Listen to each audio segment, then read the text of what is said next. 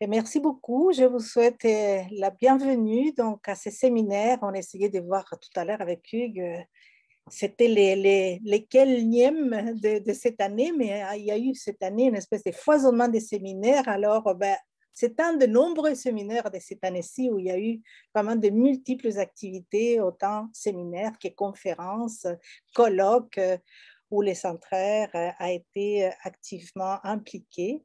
Alors, aujourd'hui, nous avons un thème bien particulier qui est celui de l'éco-anxiété et l'éducation relative à l'environnement. Quels défis et possibilités, c'est le titre de ce séminaire, puis qui porte sur ce phénomène assez récent, assez nouveau. En tout cas, nos invités, ils vont nous en parler davantage, mais c'est une sorte de mal de vivre qui est vécu aujourd'hui, qui est associé à une diversité de symptômes, l'éco-anxiété, des peurs, de angoisse, des découragements parfois, des colères, d'impuissance, fatigue même. Alors voilà, c'est donc un état d'être d'où parfois est difficile de penser au futur, de projeter ou de rêver, et qui est évidemment associé à ces stades de dégradation de l'environnement ou de ces destins tragiques, on peut dire, de l'environnement aussi, ou enfin, état de collapse, d'effondrement selon les auteurs. Alors voilà, pour parler de ces thèmes et puis voir, enfin, explorer aussi comment, à partir de l'éducation relative à l'environnement, on peut contribuer à y faire face, comment sortir de cette espèce d'obscurité, de ces lieux difficiles qui nous empêchent parfois, qui nous paralysent ou nous empêchent de poursuivre, de cheminer, de penser même de façon lucide. Donc, comment l'éducation pourrait contribuer et quels sont les besoins en fait qu'expriment ou que ressentent les acteurs, les actrices de ces domaines, quels sont les enjeux qu'ils identifient pour donc contribuer à faire face. Donc, avec nous aujourd'hui, nous avons une invitée très spéciale, Anne-Sophie Gous-Lessard, qui est professeure associée à l'Institut des sciences de l'environnement et agent de recherche au sein du réseau Inondation intersectorielle du Québec. Anne-Sophie est spécialiste en psychologie sociale et environnementale, et puis ses travaux de recherche portent notamment sur les processus motivationnels et psychologiques qui sous-tendent l'action écosociale et sur les impacts psychosociaux des changements climatiques. Elle s'intéresse particulièrement au thème d'aujourd'hui, donc l'éco-anxiété, mais aussi à l'engagement citoyen et à la dépendance individuelle et collective, à l'auto-solo, dans une perspective de transition socio-écologique. Anne-Sophie est aussi chercheur associé à notre centre de recherche, donc au centre de recherche en éducation et formation relative à l'environnement et à l'éco-citoyenneté, et à la chaire de recherche sur la transition écologique. Aussi, au chantier Auto-Solo, en plus d'être chargée de cours à l'Institut des sciences de l'environnement. Il semble-t-il qu'elle est aussi blogueuse pour les médias 1.5. Elle nous en parlera donc de sa trajectoire sans doute un tout petit peu. Puis elle va nous présenter aussi son équipe parce qu'aujourd'hui, elle n'est pas toute seule, mais elle est accompagnée de panélistes. Donc, c'est à toi le microphone, Anne-Sophie, avec grand plaisir. Puis encore une fois, bienvenue à tout le monde à ces séminaires des centraires. Merci beaucoup Isabelle, merci à tout le monde. En fait, je suis vraiment très heureuse d'être parmi vous ce soir et d'avoir co-organisé ça avec le Centraire. Vraiment, j'en suis ravie. Donc, je suis contente de pouvoir discuter avec vous d'éco-anxiété et d'éducation relative à l'environnement. Donc, en effet, ce soir, l'honneur est aux panélistes et à vous, en fait, chère audience. Moi, je vais jouer le rôle ce soir d'animatrice de la soirée. Donc, le séminaire d'aujourd'hui s'inscrit dans le cadre de notre projet de recherche qui est intitulé « Éco-anxiété et engagement citoyen, comment transformer la détresse en moteur d'action pour la planète ». Un projet qui est financé par le Conseil de recherche en sciences humaines, donc le CRSH. J'ai le plaisir de co-diriger ce projet de recherche avec ma collègue Maxime Boivin, qui est ici avec nous comme panéliste, qui est chercheuse à l'Institut national de santé publique du Québec. Donc, l'éco-anxiété, qui est un phénomène croissant qui se fait ressentir, entre autres, au sein des milieux éducatifs formels et non formels.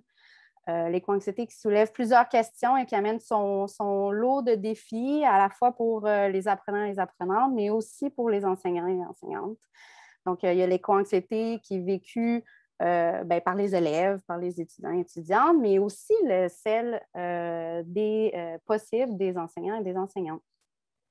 Donc, une question qui revient souvent, c'est comment faire pour passer la matière en classe, pour parler d'environnement sans susciter trop de détresse, mais surtout aussi en essayant de motiver la classe, les jeunes à agir et à les aider, à les accompagner finalement en facilitant le développement d'un pouvoir agir.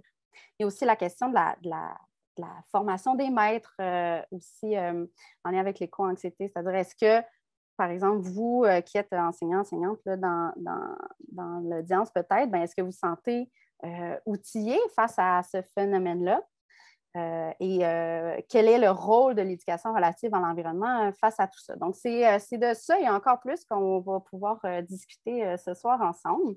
Donc, le séminaire vise à explorer ces questions vives en présentant d'abord l'état des connaissances sur l'éco-anxiété, donc les avancées issues, entre autres, notamment de notre recherche, mais de la recherche de Mathieu aussi.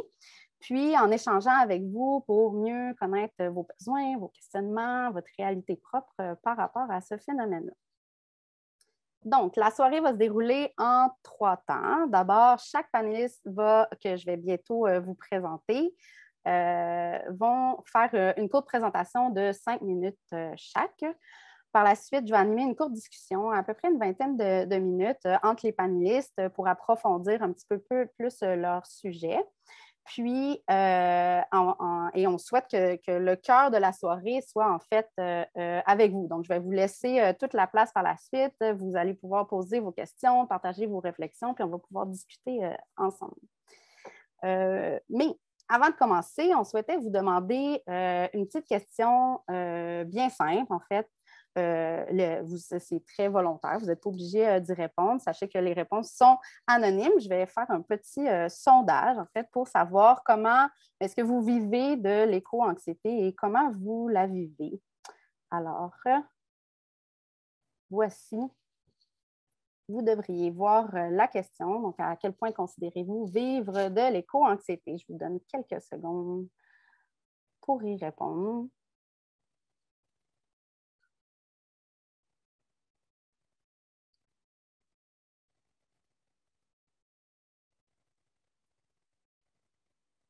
Vous répondez vite, vous avez une machine. Encore quelques secondes, puis je vais arrêter. Parfait. Alors, juste pour le plaisir, voici les résultats. Donc, vous pouvez voir comment vous vous situez par rapport aux autres. Voilà. Non, je vais arrêter ça. Et donc, c'est la présentation des panélistes maintenant. Donc, notre première panéliste ce soir est Maxime Boivin, qui est co-directrice du projet de recherche sur l'éco-anxiété et l'engagement citoyen, qui est chercheuse à l'Institut national de santé publique du Québec et professeure associée au département d'information et de communication de l'Université Laval. Elle détient un doctorat en communication publique où elle s'est intéressée au processus de changement de comportement relatif aux problématiques de santé publique. Depuis, elle travaille plus spécifiquement sur la réduction des impacts socio-sanitaires des changements climatiques. Ses projets de recherche portent notamment sur la sécurité alimentaire, le verdissement urbain et l'éco-anxiété. Maxime, la parole est à toi pour 5 minutes. Bonjour, merci tout d'abord de m'avoir invitée aujourd'hui. Je suis vraiment heureuse de pouvoir échanger avec les autres panélistes et avec vous tous qui êtes présents aujourd'hui au sujet de l'éco-anxiété. Je pense que c'est un sujet qui est vraiment important à aborder parce que même si c'est un sujet qui connaît un engouement important, l'éco-anxiété reste largement méconnue. Pire encore, on entend encore beaucoup dire que ça n'existe pas, que c'est imaginaire ou que c'est exagéré. Pourtant, de toute évidence, l'éco-anxiété est un phénomène qui prend une ampleur de plus en plus grande dans nos sociétés.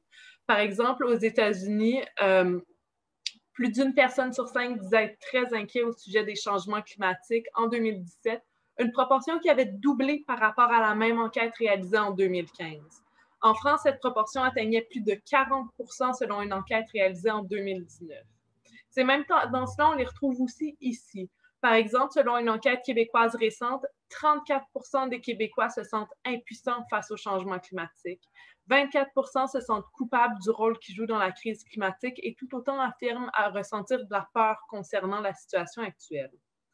Par contre, même si on constate que l'éco-anxiété est de plus en plus reconnue, on constate aussi qu'on ne sait pas trop c'est quoi l'éco-anxiété, comment on peut y faire face, puis comment on peut apprendre à la gérer. C'est pour ça qu'on a lancé le programme de recherche éco-engagement sur l'éco-anxiété puis sa relation avec l'engagement dans lequel se trouve le projet dont vous a parlé Anne-Sophie.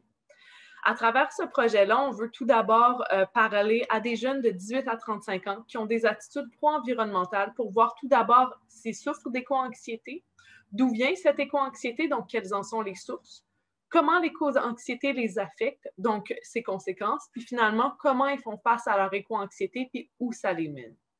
Le projet est toujours dans ses débuts, donc on n'a pas encore de résultats empiriques. On va sur le terrain pour la première fois cet été. Par contre, on achève une grosse revue de littérature qui nous a permis de peindre un premier portrait du schéma national de l'éco-anxiété puis des concepts qui sont associés. Sans entrer trop dans le détail, on a trouvé que l'éco-anxiété entraîne des conséquences bien réelles qui peuvent même être sérieuses et qui peuvent affecter les individus à plusieurs différents niveaux. Par exemple, au niveau émotionnel, il y a des auteurs qui ont observé des émotions comme la tristesse, la colère, la peur, l'angoisse existentielle. Au niveau cognitif, on a des conséquences comme la rumination, les pensées intrusives, les attaques de panique qui ont été constatées par des chercheurs. Au niveau interpersonnel, on voit apparaître des problèmes conflictuels, de l'isolement qui est rapporté. Puis on voit même des conséquences au niveau physique, comme par exemple l'épuisement ou des troubles du sommeil. Tout ça, ça vient de notre conscience croissante des risques associés au changement climatique qui représente un défi important pour le bien-être psychologique et collectif. C'est sûr qu'avoir l'impression d'être suivi partout par des problèmes complexes, menaçants, incertains comme les changements climatiques, une perception qui est aussi grandement amplifiée, notamment par la couverture médiatique du sujet, bien, ça peut mener à une certaine forme de détresse psychologique. Avec toutes ces conséquences négatives que peuvent entraîner l'éco-anxiété, on constate notamment à travers la littérature que l'éco-anxiété peut mener à un sentiment de découragement, d'impuissance, voire même d'éco-paralysie, donc de l'inaction. À l'inverse, par contre, il y a d'autres auteurs qui mettent de l'avant l'idée que les préoccupations environnementales peuvent aussi avoir des conséquences positives et constructives, notamment en menant à des attitudes et des comportements pro-environnementaux. Des auteurs suggèrent même que l'éco-anxiété puisse être un moteur de l'action et d'engagement citoyen, ce qui peut par ailleurs réduire le sentiment d'éco-anxiété. D'ailleurs, plusieurs stratégies pour faire face à l'éco-anxiété qu'on a trouvées dans la littérature sont en lien avec l'engagement citoyen, à la fois individuel et collectif. C'est aussi intéressant de noter à travers la revue de littérature, c'est l'évolution de la littérature scientifique sur l'éco-anxiété qui rend vraiment compte de la prise de conscience de l'importance de ce problème au sein de la communauté scientifique notamment. Par exemple, sur les 222 articles qu'on a recensés, bien, il y en a plus de 150 qui ont été publiés dans les 10 dernières années et près de la moitié a été publiée dans les 5 dernières années. Donc, il y a vraiment une tendance exponentielle pour la publication d'articles qui portent sur l'éco-anxiété. On remarque aussi que l'éco-anxiété est encore davantage étudiée de manière théorique ou conceptuelle. Les études empiriques, donc sur le terrain, sont encore plutôt rares. Ça fait en sorte que la conceptualisation de l'éco-anxiété reste à plusieurs égards encore assez flou. Donc, on ne sait pas exactement c'est quoi, où ça commence, où ça se termine, ce que ça comprend, par exemple. Ça fait aussi en sorte qu'on n'a pas beaucoup d'idées de l'ampleur réelle du phénomène dans nos sociétés. Il existe des échelles de l'éco-anxiété, mais elles sont peu nombreuses. Elles présentent des lacunes qui sont souvent reconnues par les auteurs eux-mêmes, puis rattachées notamment au problème de conceptualisation du phénomène, puis elles restent quand même peu utilisées. Puis enfin, le fait que les études soient davantage théoriques, ça fait aussi en sorte qu'il peut y avoir une certaine déconnexion avec le contexte, avec le vécu des personnes qui sont affectées par l'éco-anxiété. C'est donc exactement pour pallier ces limites-là qu'on a lancé notre projet de recherche. On essaie donc de répondre à chacune de ces limites-là, par exemple en essayant de comprendre c'est quoi l'éco-anxiété selon les personnes qui en vivent, donc en tenant compte des influences contextuelles et sociales qui entrent en ligne de compte, parce que ce n'est pas un phénomène qui est isolé, c'est un phénomène qui se situe vraiment dans une perspective interactionniste, donc en relation avec de l'individu, avec ses environnements, avec les individus qui l'entourent et tout ça. On va aussi par après, à l'aide d'un questionnaire, essayer de mieux comprendre les relations entre l'éco-anxiété, l'engagement citoyen et le bien-être pour vraiment travailler sur les relations qui existent entre tout ça, puis les expliquer de façon plus claire et concise. Puis enfin, on s'est aussi associé à une grosse enquête populationnelle pour savoir à quelle hauteur l'éco-anxiété est présente au Québec, auprès de quelle population, sous quelle forme. Donc, c'est un peu vers ça qu'on s'en va avec le projet de recherche. Pour aller un petit peu plus en profondeur sur le sujet et les résultats de notre revue de la littérature, je vais maintenant laisser la parole à Mathieu qui a travaillé sur la revue de littérature avec nous, puis qui s'est approprié une partie de cette revue-là dans le cadre de son essai de maîtrise. Merci beaucoup, Maxime. Alors, oui, effectivement, Mathieu les tourneaux, OK. Finissant, je vais faire quand même la petite présentation, qui est finissant la maîtrise en sciences de l'environnement et qui a travaillé justement au sein de notre projet comme auxiliaire de recherche. Il est maintenant chargé de projet en éco-responsabilité chez YAM, Y-A-M, au travers de son essai de maîtrise, qui est sous la supervision de Lucie Sauvé au Centraire. D'ailleurs, Mathieu s'est intéressé à la conceptualisation de l'éco-anxiété et à ses diverses dimensions. Il nous présentera ce soir une partie de ses résultats. À toi le micro, Mathieu. Merci Anne-Sophie, merci Maxime. Je suis super content aussi d'être là avec vous. Je vais vous partager mon écran, ma présentation. J'ai fait une petite présentation PowerPoint. Ce ne sera pas très long. Est-ce que tout va bien? Tout le monde voit ma présentation? Oui. OK, excellent. J'essaie de la mettre en plein écran, mais... Bon, sinon, je vais le laisser comme ça, c'est pas bien grave. Donc, ce que je vais vous présenter aujourd'hui, moi, c'est ma participation au projet de recherche d'une part, puis aussi ce que j'ai fait pendant ma maîtrise, en fait, l'essai de ma maîtrise qui portait sur l'éco-anxiété. Donc, d'abord, pour le projet de recherche, je me suis concentré sur les sources. Donc, ce qu'on cherchait à savoir, c'est pourquoi certaines personnes vont vivre de l'éco-anxiété. Ce qu'on voulait, ce n'est pas nécessairement identifier des corrélations certaines, mais c'était plutôt de voir dans la littérature de recherche qu'est-ce qui ressort, c'est quoi les grandes thématiques. Donc, je les ai mis là d'une façon un peu visuelle, vulgarisée. Puis, je donne un exemple, par exemple, les médias. Les médias, si on va lire des articles ultra négatifs à tous les jours à propos des changements climatiques ou de la crise socio-écologique, mais ça peut, pour certaines personnes, créer de l'éco-anxiété. Ou il y a, par exemple, d'autres personnes qui ont certaines caractéristiques personnelles, les gens qui vivent un peu plus d'anxiété que d'autres, qui ont une certaine intolérance à l'incertitude, mais ces personnes-là, peut-être, qui vont être amenées un peu plus que les autres à vivre de l'éco-anxiété. Puis il y a toute une panoplie de facteurs comme ça, comme nos relations sociales, l'inaction politique, l'inaction collective, notre vulnérabilité, nos croyances, tout ça, c'est tous des éléments qui viennent qui entrent en ligne de compte, puis qui peuvent être considérés finalement comme des sources de l'éco-anxiété, comme des facteurs. Puis rapidement, là, je vais passer à mon essai de maîtrise. Donc, ce que je voulais, moi, en fait, c'était de clarifier le spectre des conceptions de l'éco-anxiété. Donc, ce que ça veut dire, en fait, c'est que l'éco-anxiété, elle a plusieurs définitions, plusieurs conceptions, plusieurs dimensions. C'est une notion très large. Donc, je voulais clarifier ça un peu, puis je vais vous présenter ça à l'instant. Puis, deuxième objectif aussi, c'est que je voulais proposer un réseau notionnel, donc un ensemble, un genre de nuage de mots, de notions pour identifier puis relier des notions qui sont liées à l'éco-anxiété, dont entre autres certaines émotions comme la culpabilité, comme l'impuissance et d'autres.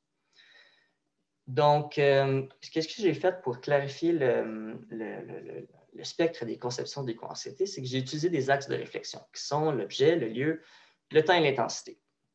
D'abord, l'objet, ce que moi j'appelle l'objet, c'est la raison qui est à la source des émotions vécues et de la détresse. Donc, une façon de qualifier les objets, c'est de regarder s'ils sont spécifiques ou s'ils sont flous. Donc, par exemple, la tristesse, si on vit la tristesse liée à la disparition d'une espèce, c'est un objet que je définirais comme plus spécifique.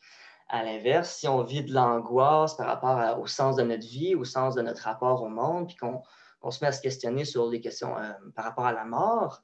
Et tout ça, c'est un objet que moi, je qualifierais d'un peu plus flou, un peu plus large. Donc, l'éco-anxiété, des fois, elle prend une forme un peu spécifique. Des fois, c'est plus large. Puis, tu sais, des objets, il y en a beaucoup, là, les dimensions morales, la culpabilité, tout ça. Les dimensions aussi, notre mode de vie. Est-ce qu'on veut des enfants? Comment on se déplace? Tout ça, ça rentre en ligne de compte. Donc, tout ça, ça représente des objets. Un autre axe de réflexion, c'est le lieu. Donc, le lieu, l'éco-anxiété, c'est une notion qu'on pourrait qualifier d'un impact psychologique indirect. C'est-à-dire que, par exemple, quand on s'inquiète de la crise socio-écologique après la lecture d'un article dans le journal, on ne fait pas référence à un impact sur notre territoire. Donc, il n'y a pas vraiment d'impact sur notre milieu de vie versus la destruction d'une forêt avoisinante. Bien, ça, c'est un impact psychologique. Ça peut avoir un impact psychologique plus direct chez les personnes.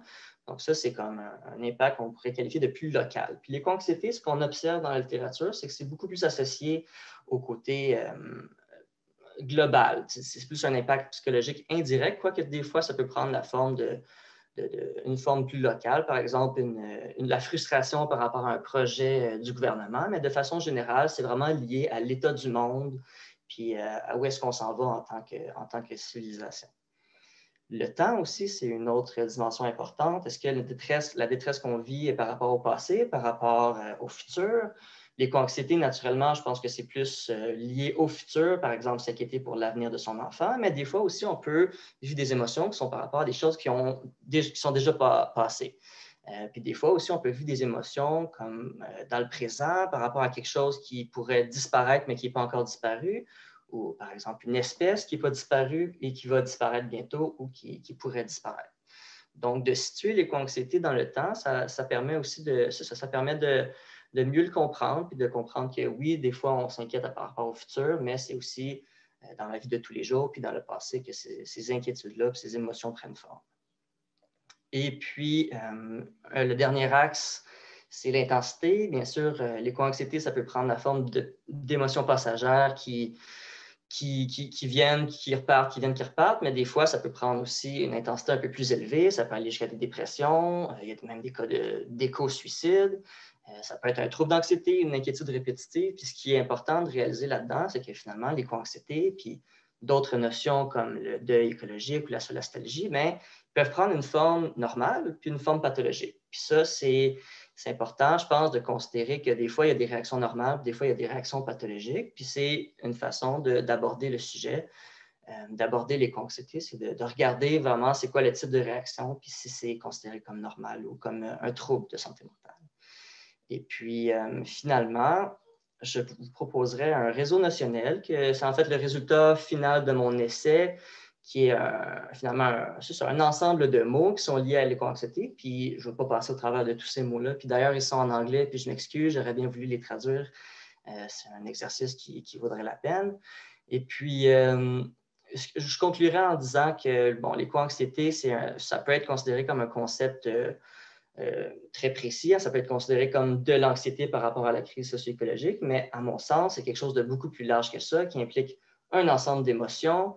Puis il y a beaucoup, beaucoup d'autres concepts, d'autres notions comme le stress écologique, le deuil écologique, la solastalgie, qui peuvent être liés à l'éco-anxiété d'une certaine façon, mais des fois, il y a des nuances à apporter. Donc, je finirai là-dessus. Merci de m'avoir écouté, puis je passerai la parole à Anne-Sophie.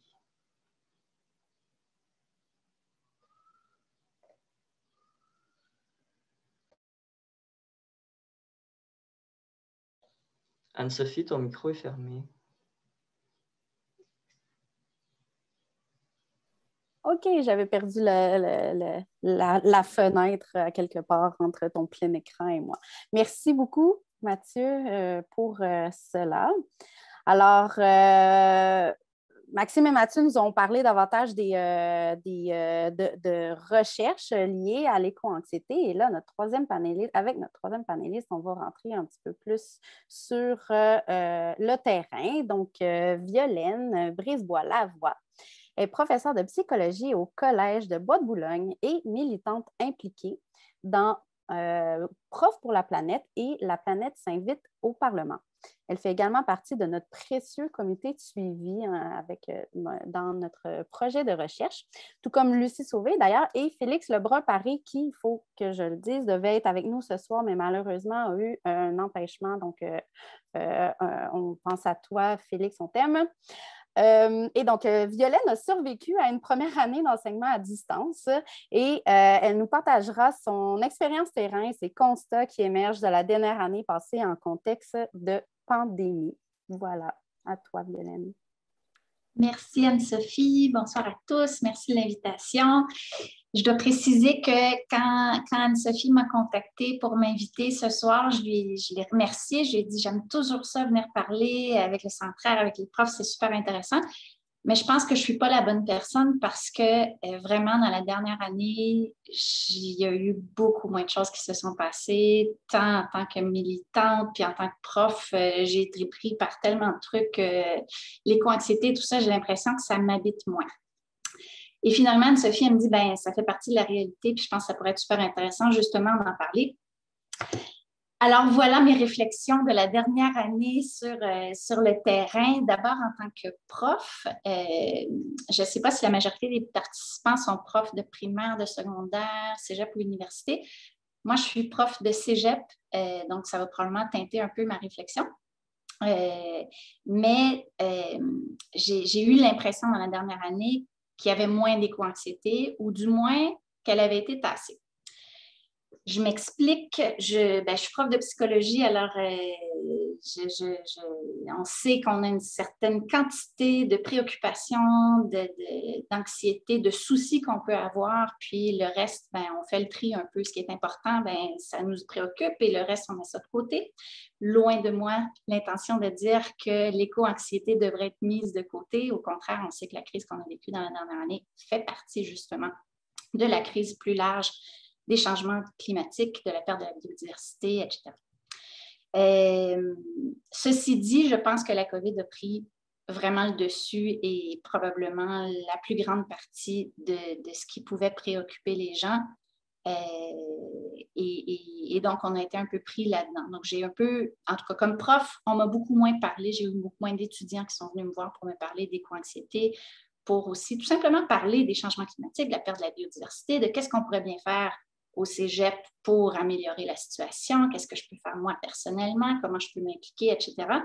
Il y a eu moins de ça. J'ai le même constat en tant que militante. Lorsque c'est arrivé, les militants sont souvent bénévoles.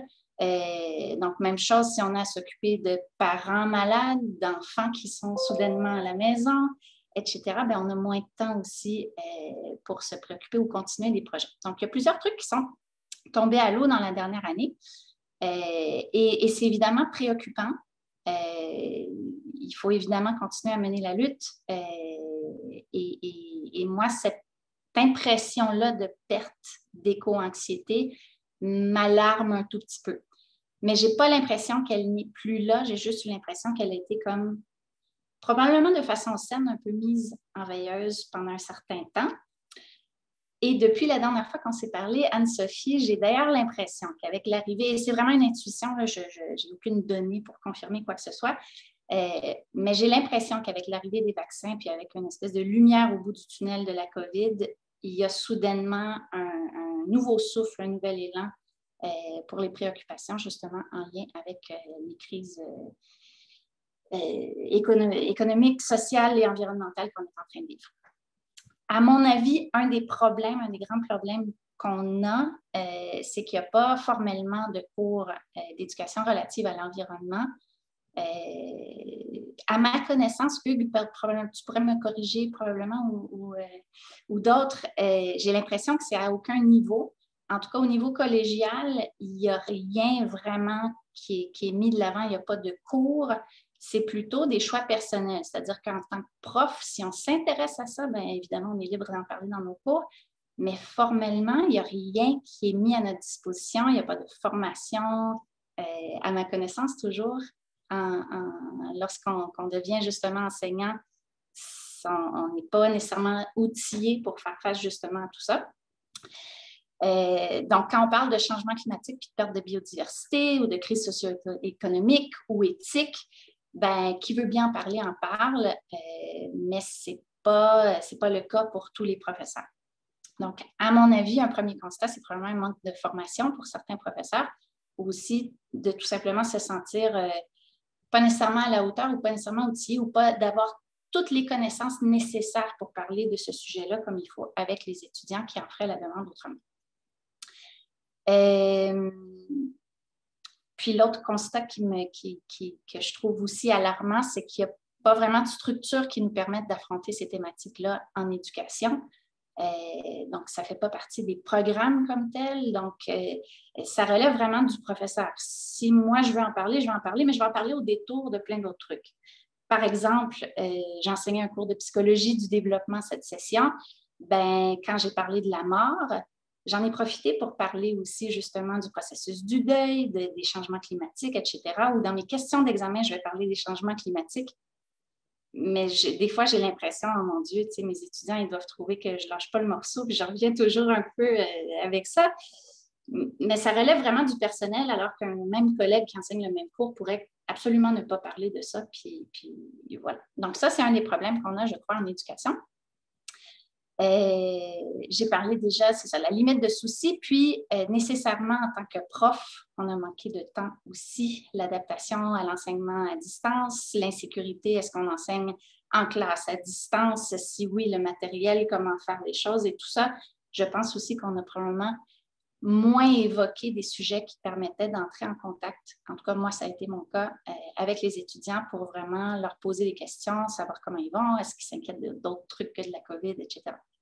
Et puis aussi, ben, je pense que c'était correct de s'inquiéter aussi de comment ils allaient présentement dans la situation actuelle. Donc, on a peut-être plus parlé nous-mêmes de COVID qu'autre chose.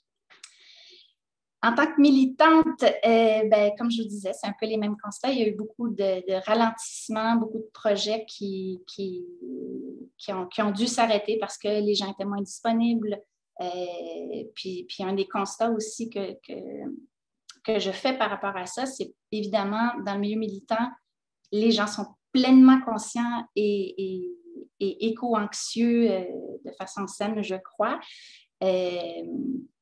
Mais justement, c'est un peu la même chose. C'est pas qu'on n'a pas la préoccupation, c'est pas qu'on n'a pas d'anxiété, puis c'est pas qu'on n'essaie pas non plus de faire des gestes, poser des actions. Mais même chose, s'il y a des enfants qui sont à la maison, des parents qui sont malades, etc., bien à ce moment-là, il y a probablement eu moins de temps pour le militantisme. Il y a aussi eu, à mon avis, pour ce qui est, par exemple, des étudiants militants qui ont fait un sacré boulot dans les dernières années, ben, les jeunes adultes sont les premiers à avoir perdu leurs emplois au début de la crise. Et d'après moi, sont aussi ceux qui ont peut-être été les plus lourdement touchés par les mesures de distanciation sociale qui a affecté certainement, puis pas au complet, hein, ils sont toujours actifs et tout, mais qui a certainement affecté aussi leur façon de s'organiser, de se mobiliser pour l'avenir. Donc, je ne vais pas m'étirer trop longtemps. Peut-être un dernier petit point qui m'était aussi passé par l'esprit.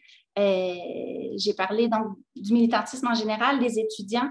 Les autres formes que le militantisme prend au Québec, bien, il y a notamment tout le milieu communautaire, le milieu syndical.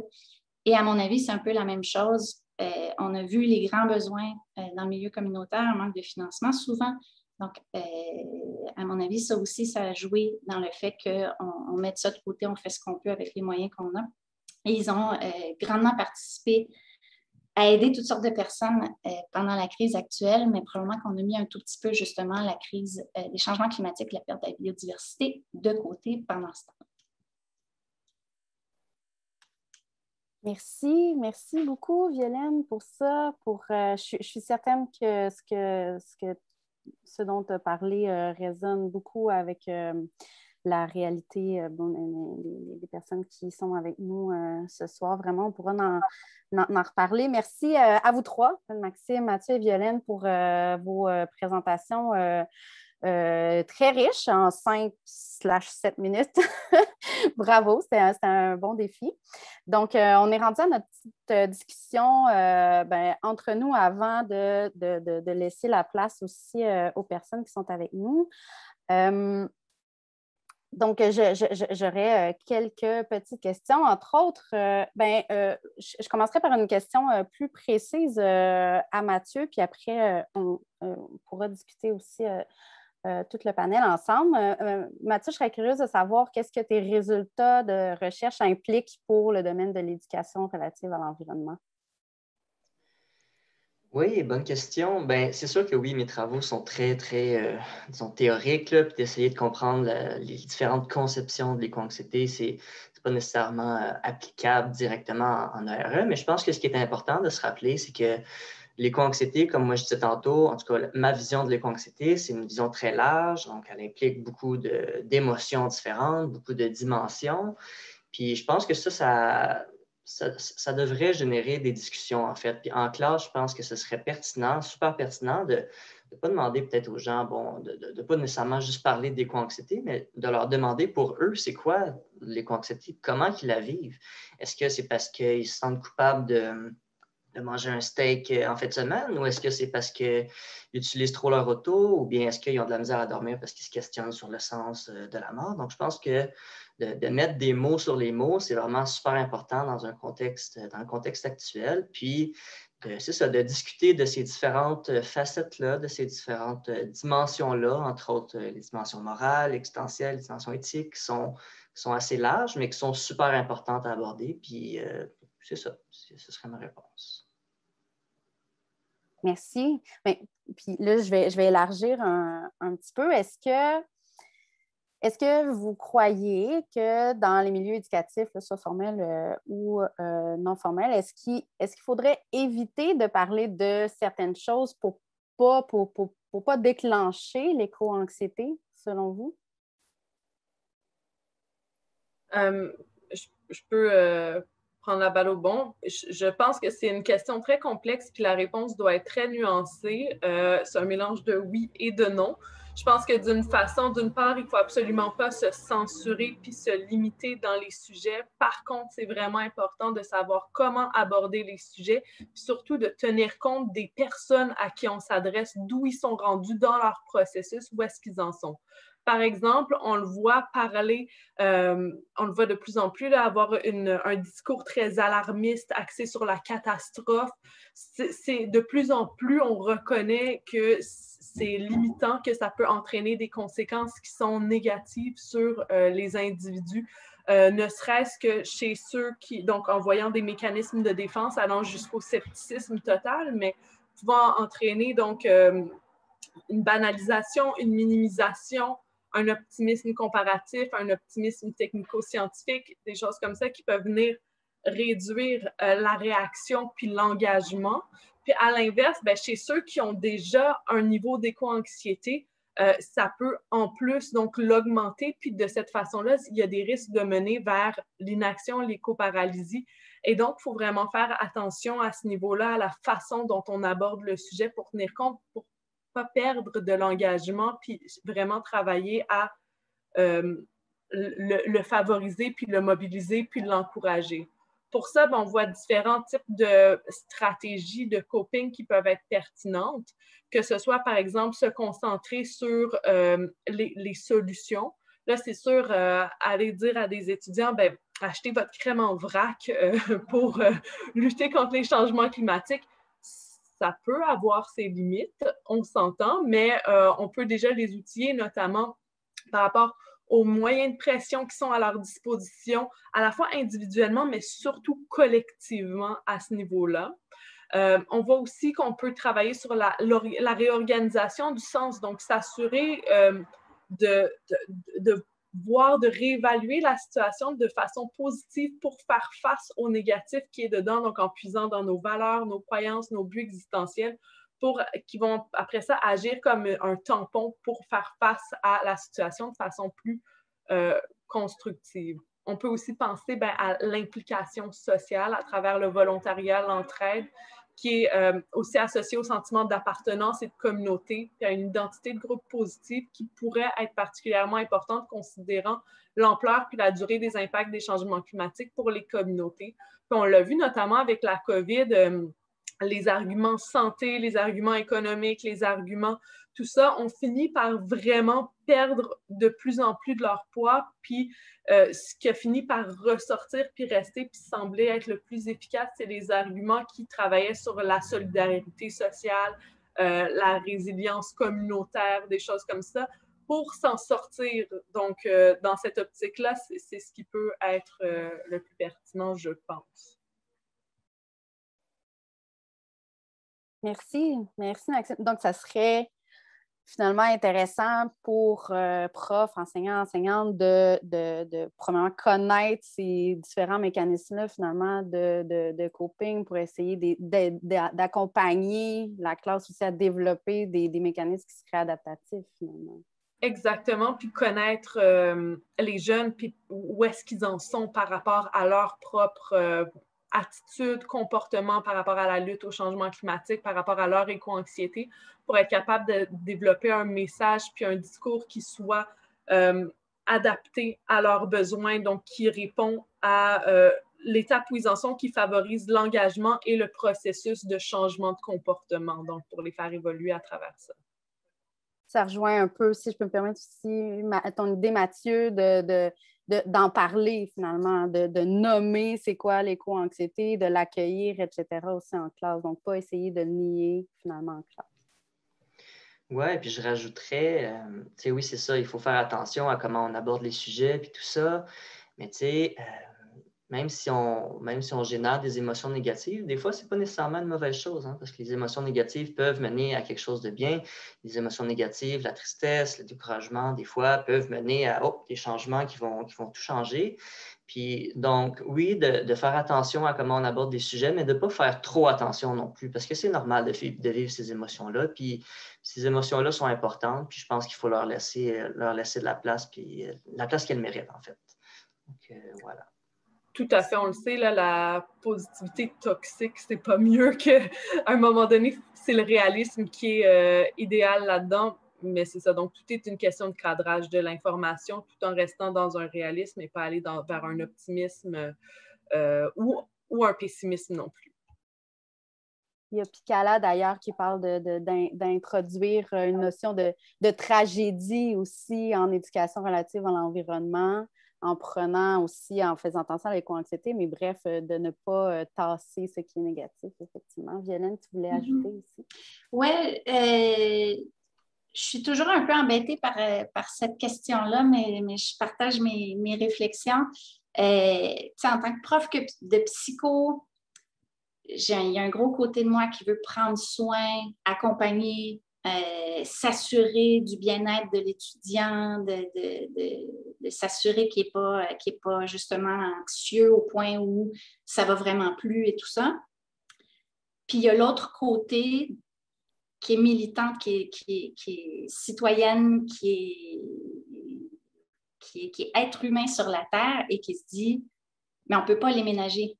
Ce serait irresponsable de le faire. La situation, elle est trop grave, elle est potentiellement catastrophique.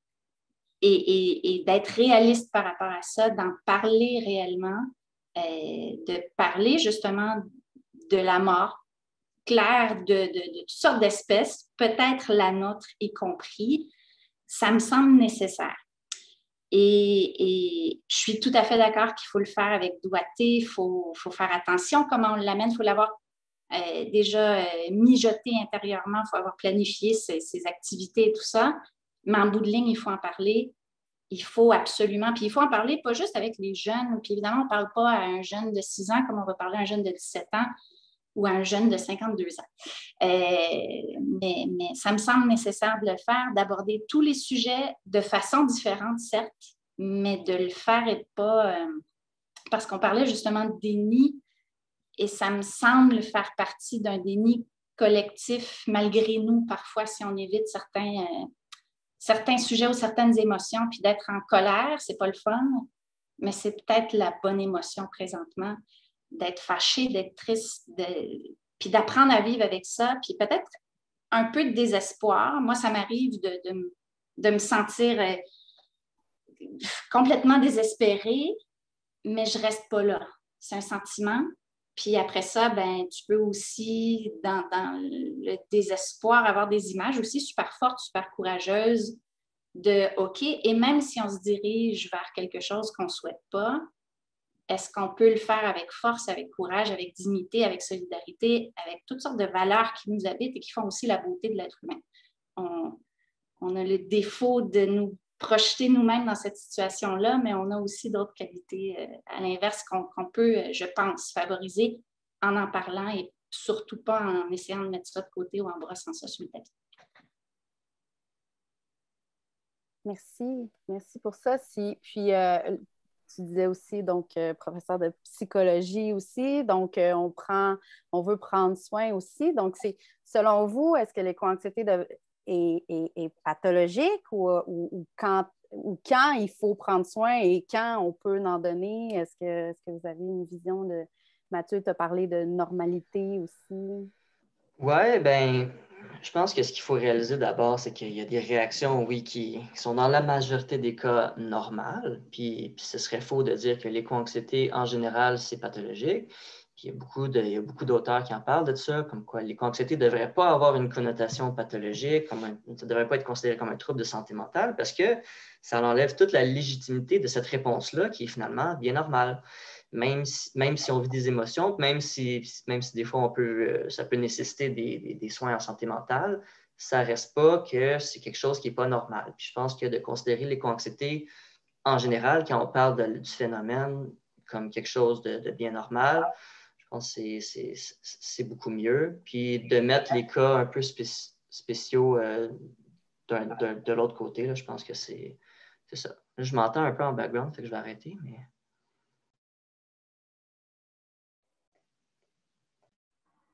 Parfait. Puis ça rejoint aussi, Violaine t'a dit aussi, ben, si l'absence ou la diminution de l'éco-anxiété te fait craindre aussi un peu pour l'avenir, c'est de mon côté, on voit ça souvent comme sur une espèce de continuum, puis de mon côté, ce que je dis, c'est ceux qui n'ont aucune inquiétude, c'est eux autres qui me dérangent aussi, parce que ne pas être inquiète de la situation actuelle, des fois, ça peut mener à d'autres problèmes. Bien, merci, c'est super intéressant. J'aurais une dernière question pour vous, donc avant d'ouvrir les micros pour tout le monde.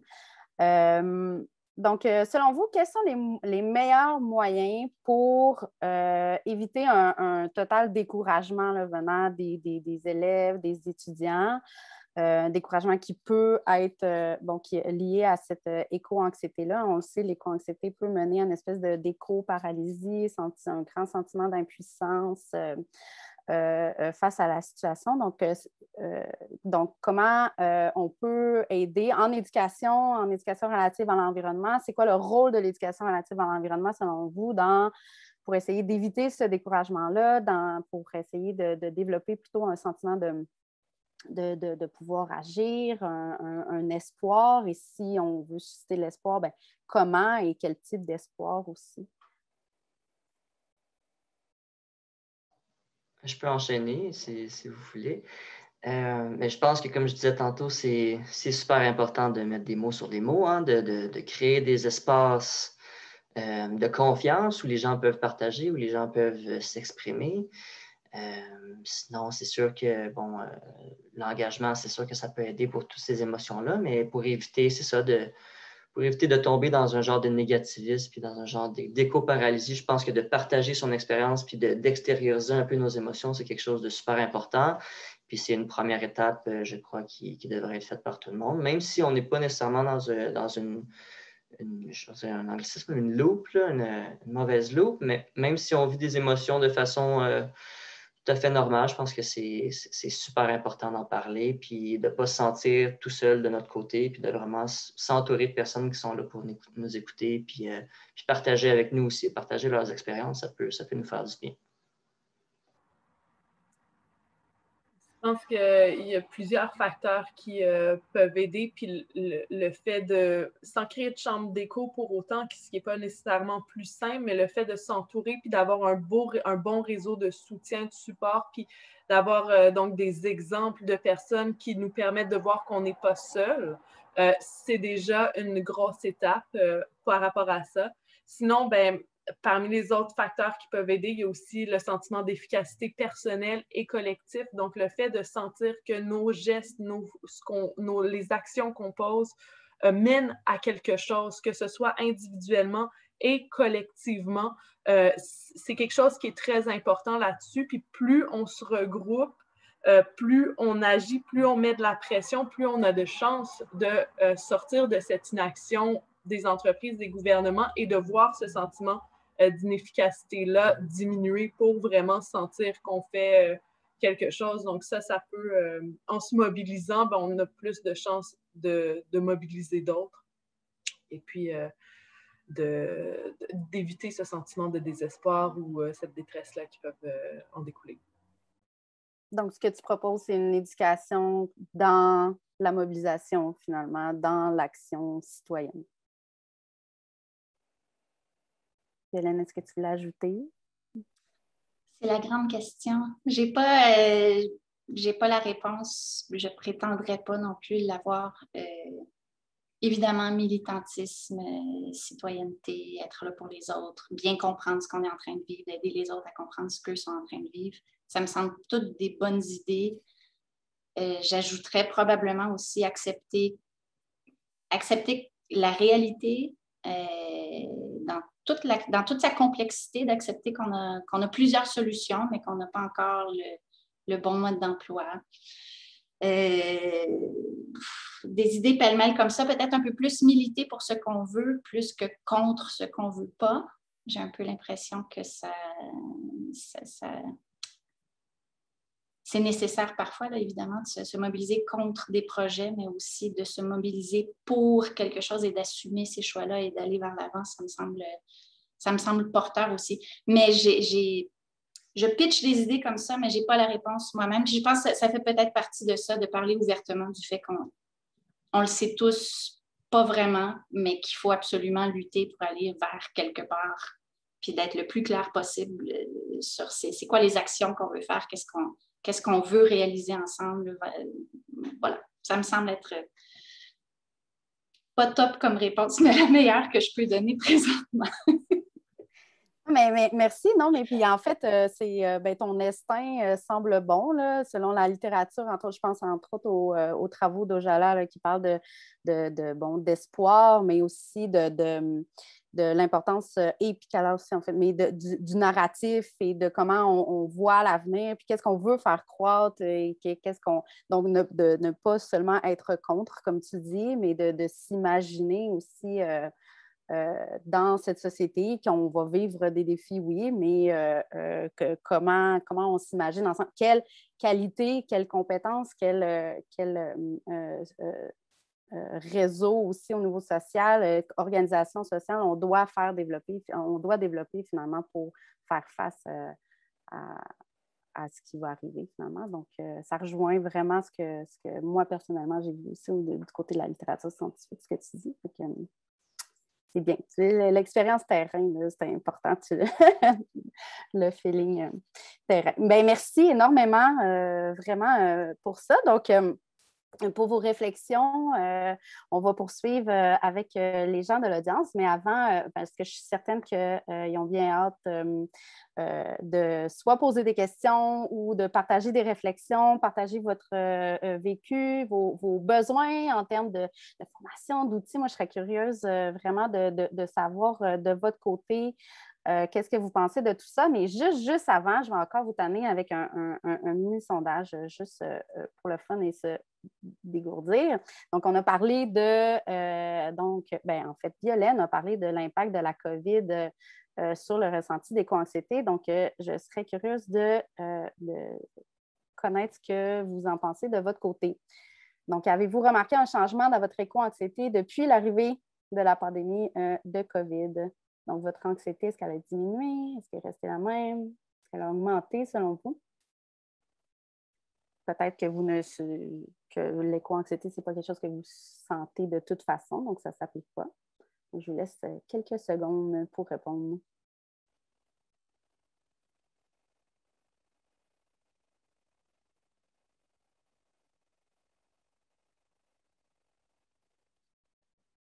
Encore une fois, vous êtes vraiment très vite. Alors, voici, je vais fermer le sondage. Et les résultats qui sont quand même intéressants. J'ai bien hâte qu'on en parle. Merci d'avoir répondu à ça. Merci, chers panélistes. Je vais arrêter ça. Voilà. Comme ça.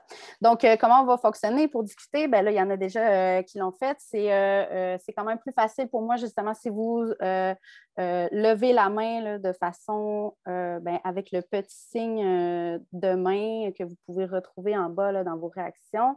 Comme ça, je vais pouvoir vous voir. Ça pourrait être par le chat aussi. Si jamais là, j'en oublie, là, Félix, Hugues, faites-moi signe. Je ne veux pas vous oublier. Donc, voilà, moi, je vois Jacqueline en premier. Merci. Merci beaucoup pour la présentation. Et pour introduction, je voudrais dire surtout, gardons-nous de voir l'éco-anxiété comme une pathologie. Ça, je refuse totalement. Maintenant, je compare beaucoup ça avec la colère, parce que la colère peut être très destructrice et en même temps aller vers comme un levier vers l'action. Et l'éco-anxiété, pour moi, ça va du déni le plus total à finalement aussi à l'éco-anxiété. Et puis, je me dis, le meilleur antidote, le meilleur moteur, là, ça devient un moteur pour l'action. Et ça devrait être un levier pour l'action par rapport à l'antidote. Et puis, je pense beaucoup aussi à la pédagogie de l'espoir, là, de donner de leur montrer qu'ils sont partie de la solution, de donner des activités qui font du bien, d'aller vers l'art, vers la musique, vers les choses qui font du bien, et discuter avec eux, voir ce qu'ils ont dans le ventre, les laisser exprimer ce qu'ils ont à exprimer. Mais que surtout, ce que je vois de plus positif, c'est que ça peut être un excellent moteur pour l'engagement individuel, l'engagement citoyen, l'engagement collectif.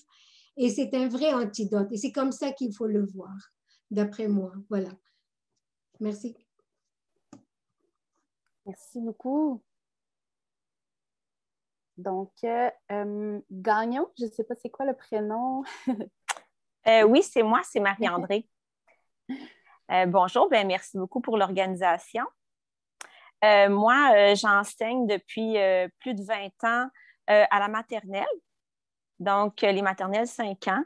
Et puis, ça fait 2 ans que j'ai créé ma classe nature de Mme Gagnon, qui est de la pédagogie par la nature et dans la nature. Donc, je suis une passionnée de plein air et de nature. Donc, depuis toujours dans ma classe, j'ai toujours introduit beaucoup là, les sciences et tout. Mais j'ai toujours de la difficulté. Comment je peux faire? Parce qu'à 5-6 ans, souvent, c'est un peu moi qui aborde la première fois les problèmes sociétaires et tout ça.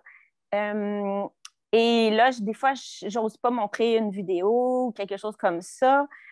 Puis, il faut que vous sachiez que je reste dans le positif, puis on se met en action comme élève là, dans notre communauté et tout ça. Mais comment faire pour pas créer cette éco-anxiété-là qui souvent m'apparaît inexistante?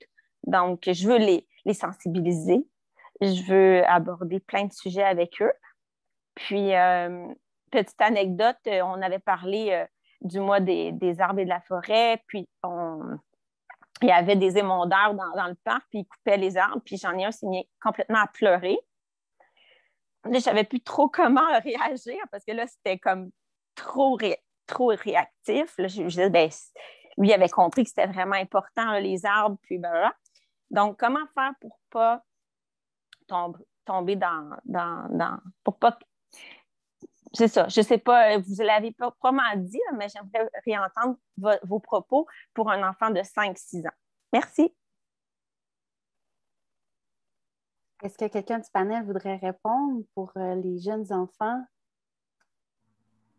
Ben, je peux m'essayer, mais pour être bien honnête, c'est ça, jusqu'à maintenant, on ne s'est pas penché sur les plus jeunes. Par contre, ça fait partie des choses qu'on aimerait, des populations vers lesquelles on aimerait se tourner exactement pour ces problèmes, pour cet enjeu-là, qui est autour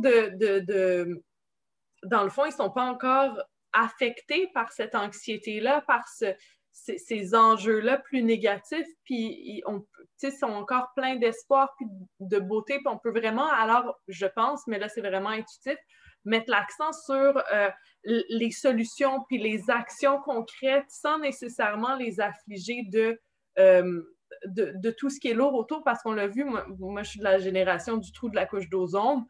Il y en a plein de jeunes de personnes qui étaient jeunes à ce moment-là, qui en ont souffert, qui ont trouvé ça très difficile, qui ont eu beaucoup d'anxiété par rapport à ça, qui se sont culpabilisés, mais en même temps, c'est aussi eux qui ont contribué à sensibiliser leurs parents. Donc, il y a aussi ça, mais c'est vrai que l'équilibre est très délicat. Donc, je m'excuse, je ne pense pas avoir une excellente réponse à ce sujet-là, à part dire que je pense que c'est une très bonne question. Puis, d'ailleurs, moi, j'ai une fille de 6 ans qui était en maternelle, puis là, ils ne font pas en maternelle, mais à la garderie, elle faisait des classes nature, donc elle passait 2 avant-midi par semaine, dehors, dans la forêt, tout ça, puis j'ai vu à quel point ça fait un changement chez elle. Bon, c'est sûr, c'est juste un cas, mais bref, je trouve que c'est des initiatives qui sont fantastiques, puis je vous encourage à continuer parce que, ben, en fait, ne serait-ce que la connexion avec la nature, on le sait maintenant que je dis ça, mais la connexion avec la nature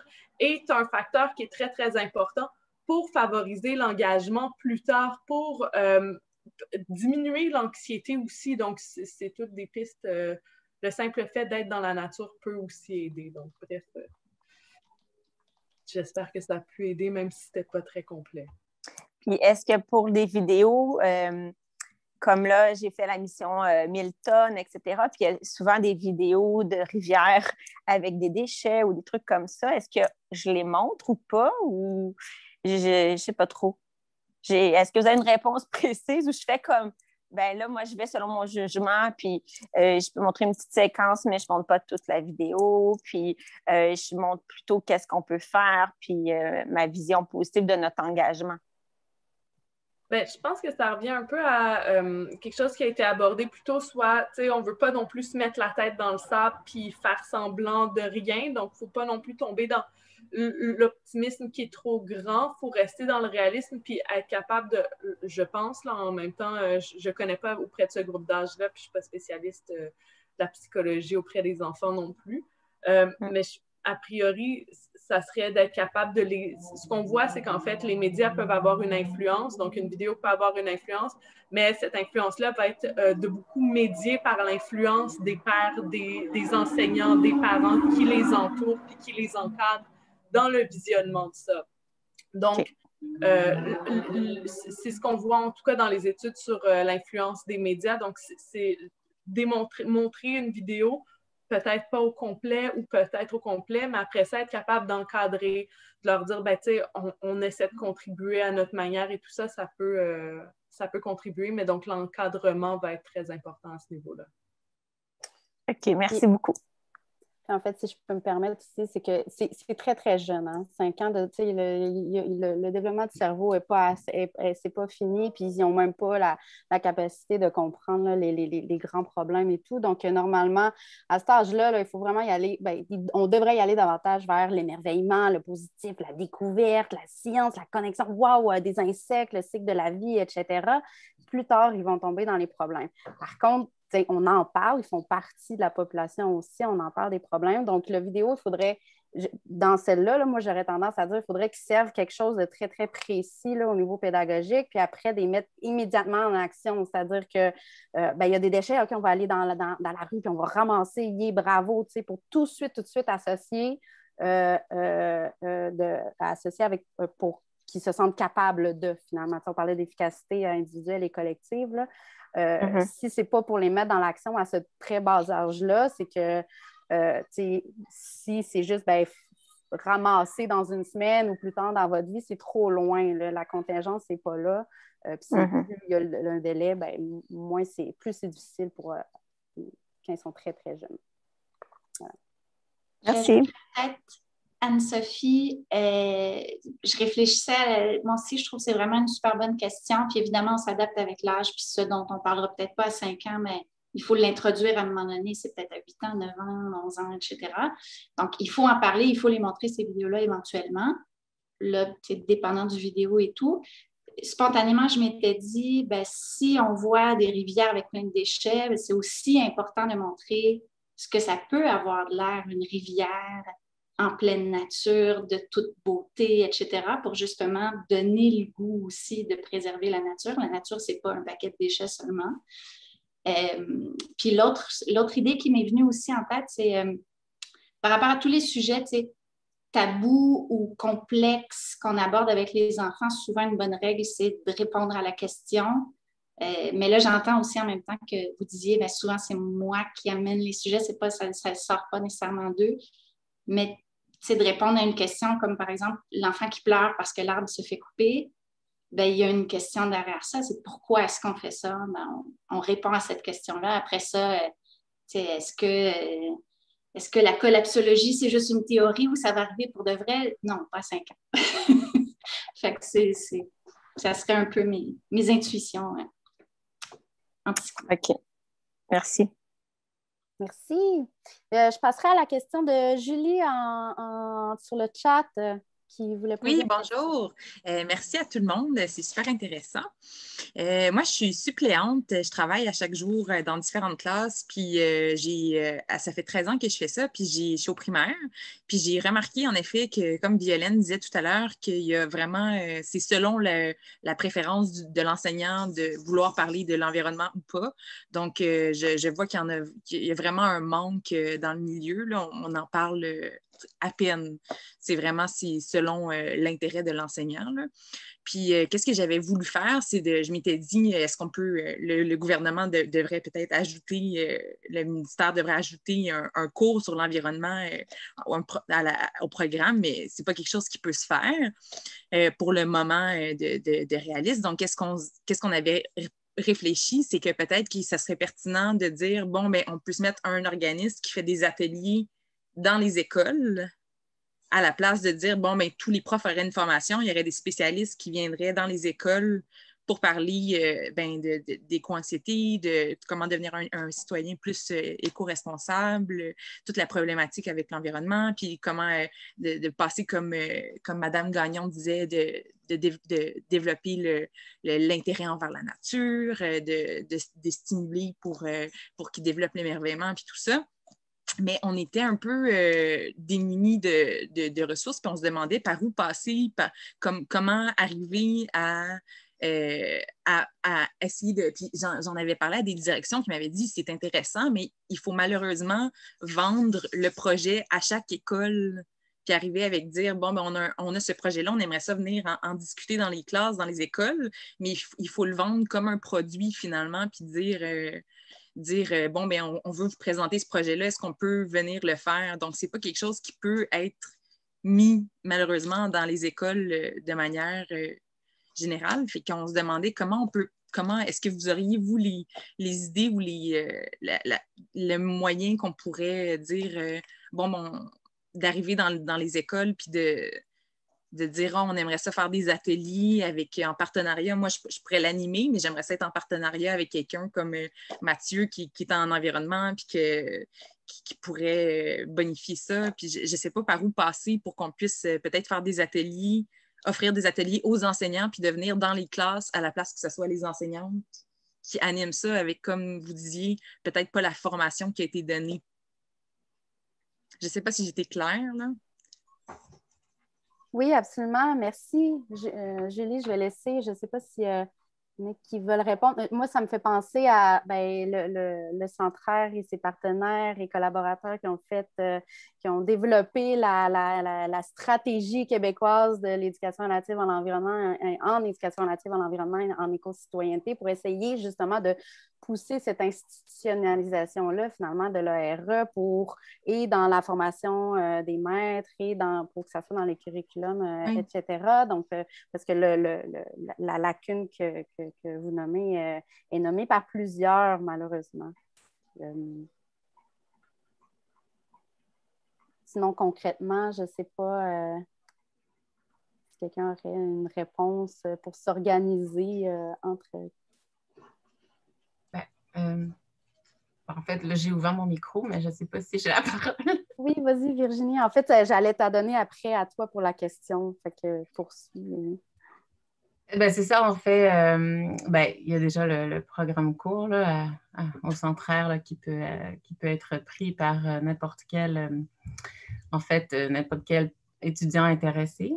Mais il y a des formations qui s'en viennent là, pour les futurs enseignants, les enseignants du primaire. Puis il y en a une formation qui est donnée déjà à l'UQAM pour les futurs enseignants, en fait, ceux qui sont étudiants en éducation relative à l'environnement. C'est seulement une partie, par contre, des étudiants de chaque cohorte qui peuvent le prendre, ce cours-là. C'est une quarantaine d'étudiants sur, je ne sais plus combien, je pense 120 ou 200. Mais je sais que dans d'autres universités, il y a des cours à option à l'occasion, mais ce n'est pas obligatoire. Mais ceux qui suivent le cours pour l'éducation relative à l'environnement pour les futurs enseignants, c'est quand même eux qui choisissent ce profil-là, en général. À moins que Hugues ou Tom ou Isabelle puissent me corriger, ou Lucie. Mais voilà, donc ça, c'est aussi une option. Enfin, pour répondre à la question de Julie.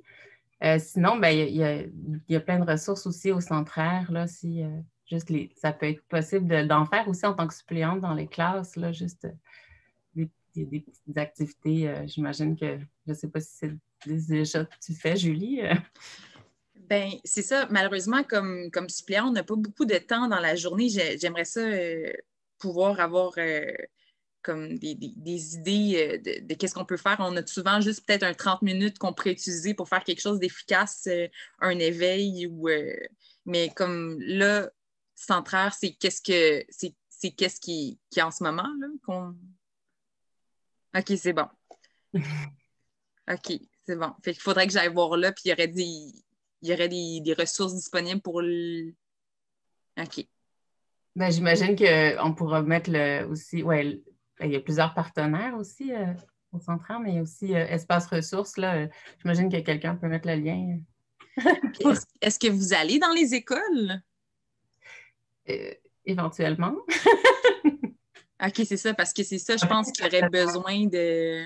Mais il y a plein de partenaires, en fait, avec la mission, la culture, l'école montréalaise pour tous. Il y a des choix, c'est possible de choisir des intervenants. Mais on peut se parler à un autre moment. Je ne sais pas si je peux donner aussi mon courriel ou pour qu'on discute plus longtemps de ça. Ben oui, moi, je serais très, très intéressée parce que je voulais m'impliquer davantage puis faire une différence, mais je n'arrivais pas à voir vraiment les ressources, fait que ça me ferait plaisir. Ben oui, je vous invite à soit vous parler, c'est ça dans le chat, mais il y a aussi des pistes de réponses aussi, Julie, que d'autres personnes vous ont offert dans le chat. On me souffle aussi qu'à surveiller là, le prochain... un instant. C'est le prochain plan jeunesse du secrétariat à la jeunesse aussi qui va peut-être avoir des choses qui pourraient vous intéresser à ce niveau-là. Donc, voilà. OK, ben je vais regarder ça. Merci beaucoup. Merci. Virginie, maintenant, pour ta question, tu avais ta main levée depuis. Oui, merci. Ben moi, en fait, je me posais la question... c'est un peu intuitif, je n'ai pas des réponses encore liées à la littérature, mais une piste, dans le fond, pour moi, pour aborder l'éco-anxiété, en fait, c'est que dans le fond, l'éco-anxiété, c'est aussi un symptôme qu'il y a une relation à l'environnement qui est forte, qui est développée, qu'on aime notre environnement. Donc, on pourrait aussi essayer de se baser là-dessus puis dire, OK, oui, donc, ça t'inquiète parce que tu aimes ton environnement, tu aimes la nature, tu aimes ce qu'il y a autour de toi. Et puis peut-être chercher à approfondir cette relation puis à la caractériser davantage ça pourrait peut-être être une façon, dans le fond, de transcender un peu cette anxiété-là, comme quoi c'est pas juste de l'anxiété, cette relation-là. Il y a plein d'autres choses. Et aussi, ben, peut-être pour faire ça, il y aurait la possibilité de diversifier des approches, diversifier des stratégies pour, dans le fond, mobiliser, dans le fond, tout ce qui est possible de mobiliser. Mais je pensais, entre autres, à Jacqueline qui parlait de l'art. Puis dans ce cas-là, je me dis, ben, peut-être que oui, c'est super important d'en parler, d'être à l'écoute, tout ça, mais ça peut être aussi, on peut peut-être aussi pas en parler puis vivre des choses pour pouvoir, dans le fond, transcender ça aussi. Donc, c'était ma réflexion. Puis j'avais juste aussi une question par rapport à la prévention de l'éco-anxiété. En même temps, prévention, dans le sens que, oui, comme on disait, l'éco-anxiété, ça peut être, dans le fond, c'est normal, puis c'est peut-être nécessaire d'en avoir jusqu'à un certain point. Mais, donc, dans le fond, c'est ça. Je me posais la question, j'adressais cette question plutôt aux psychologues là, de l'Assemblée ou des gens qui ont travaillé dans le domaine. Donc, c'était ça principalement, je pense. Puis aussi, juste un petit commentaire par rapport à ce que Marie-André Gagnon mentionnait. Bien, moi, je pense que les enfants, je pense que ce n'est pas nécessaire de montrer, bien, vraiment, c'est comme je suis d'accord avec Anne-Sophie, ces jeunes 5-6 ans pour comme, montrer des choses dramatiques un peu. Mais en même temps, je veux dire, c'est sûr qu'il y a un élève à un moment donné qui va apporter quelque chose qui va en parler. Peut-être d'attendre ce moment-là. Ça va venir d'eux, être prêt là, pour réagir, mais c'est quelque chose qui va sûrement arriver dans le temps. Voilà, c'était ça. Merci. Merci. Est-ce qu'un panéliste, je regarde Maxime sur la prévention, est-ce que je te pitche la balle? Hein? Bien, je pense que, comme on le disait, à un moment donné, le prévenir sans tomber dans le déni, c'est plutôt difficile, surtout qu'il y a une forme d'éco-anxiété qui est fonctionnelle, qui est utile, qui peut aider. Là, après ça, la difficulté, ça va être de s'assurer de maintenir l'équilibre entre quelque chose qui est sain et non problématique pour l'individu versus quelque chose qui va tomber sans tomber dans la pathologie, mais qui va devenir problématique pour l'individu. Pour ça, ben, il y a plusieurs stratégies de coping qui semblent exister pour aider.